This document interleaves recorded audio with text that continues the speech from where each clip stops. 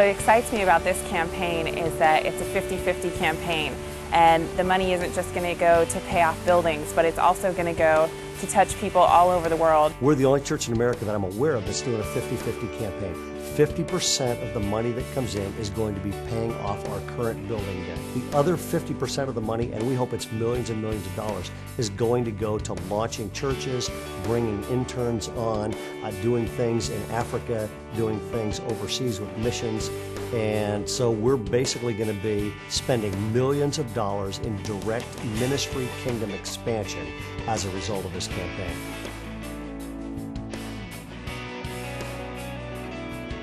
Our C3 campaign is about three things. It's about Christ, community, and compassion. First, it's about Christ, and it's about helping everybody in our church develop a closer relationship with Christ. I think it's very clear that this is about people and about touching people's lives and making an impact in that way. It's more than fundraising. Fundraising anybody can do, but God isn't in the center of it. This is faith raising. It's about community. It's about Bayside developing ministries to impact our community. I feel that it's a mandate from God that, number one, that we go out and we let people know about the fact that we're Christians and God's good word.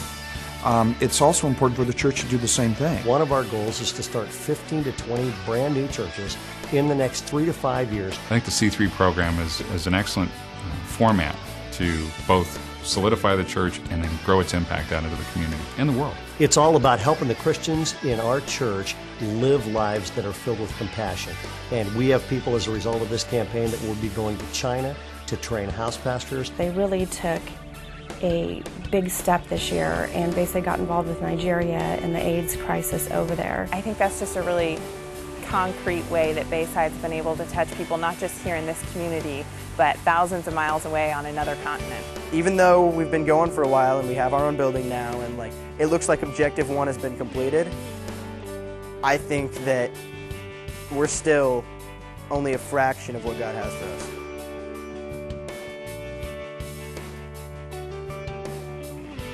For me, sacrificial giving isn't just about money. It's about giving of yourself in any way that you can, and each one of us plays a different role in how we go about doing that. It is about surrendering to the Lord.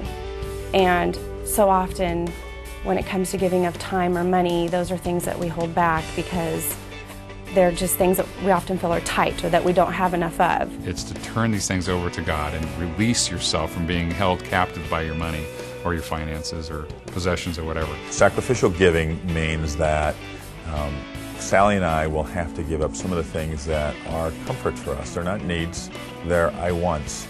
And so we need to give up some of those I wants for some of those things that we need to do. Sacrificial giving means to give when it's not convenient. It means to give the first part and not the leftover part of your resources, your income, your belongings. There's a peace that you get about it when you're really giving like this because God will take care of you. Especially when you get to see the results of what your giving does and see the lives that it impacts and how it touches people.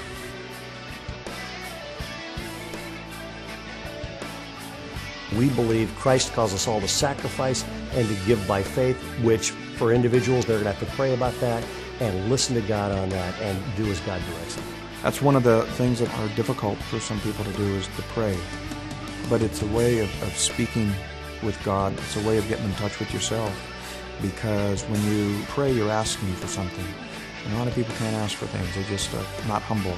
One of the first steps, I think, to getting involved in a campaign like this is definitely to pray about it, to talk to God about it, to put your feelings on the table with God. And we found through prayer that God does answer back, whether it's through His Word, whether it's through Ray's message, whether it's through other friends, your own Bible studies. There's a message there. Sally and I are going to pray about what our commitment will be, and I think that's so critical for all of us to make sure that God is in it. The founder of World Vision, Bob Pierce, had a prayer on the wall of World Vision, and it said, "Lord, let my heart be broken by the things that break the heart of God." And I would love to have our church have the same heart of compassion for people that Jesus Christ has, and literally get out of their comfort zone here, and we'll all be over there having an impact in different ways.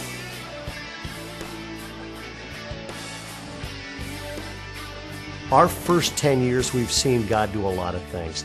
But if you've been around here for a while and walked through this with us, I really feel like my message to you is this: buckle your seatbelt. You ain't seen nothing yet.